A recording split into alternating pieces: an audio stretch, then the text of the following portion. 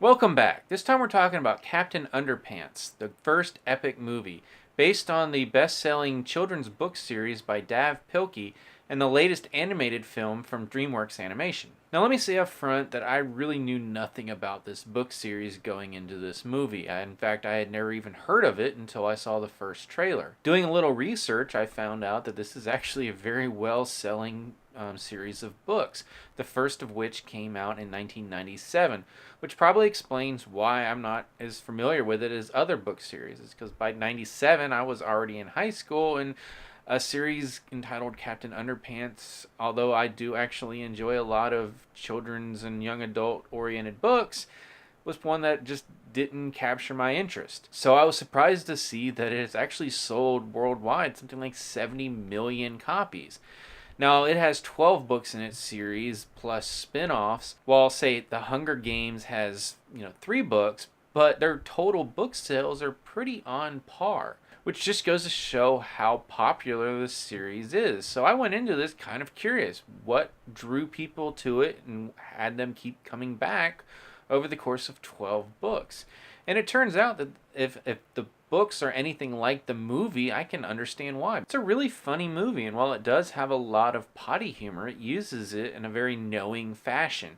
There's always this sense that they're in on the joke, a lot of meta humor, and there's just a lot of wittiness to the story, the characters, as well as the jokes. The story revolves around two young boys in elementary school. George, voiced by Kevin Hart, and Harold, voiced by Thomas Middleditch. They're best friends and love making comic books, especially a series about their favorite superhero that they've created, Captain Underpants. When their mean principal, Principal Krupp, voiced by Ed Helms, threatens to separate the two so their friendship will slowly die away, they accidentally hypnotize him, turning him into a real-life Captain Underpants, which leads to a lot of hilarity, at least until they find themselves under attack by an actual supervillain, Professor P, voiced by Nick Kroll. And it'll be up to the boys and Captain Underpants to save not only their school and their town, but maybe the entire world. Now, like I said, there's just a lot of meta humor, and it starts right away with our main characters humming along with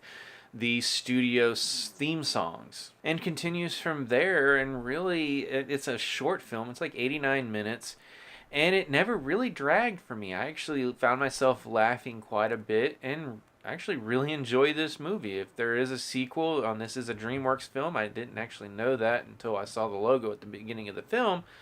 But overall, if there's another one, I'll go see it, because this is one of the better family-oriented films I've seen recently. Yes, there's a lot of potty humor and such like that, but it's done in the smartest way that you can have potty humor. So this is one I can definitely recommend to families. If you're looking for something to take the whole family to, where the parents aren't going to be entirely bored and the kids can find something to enjoy as well, then yeah, this is definitely one to check out.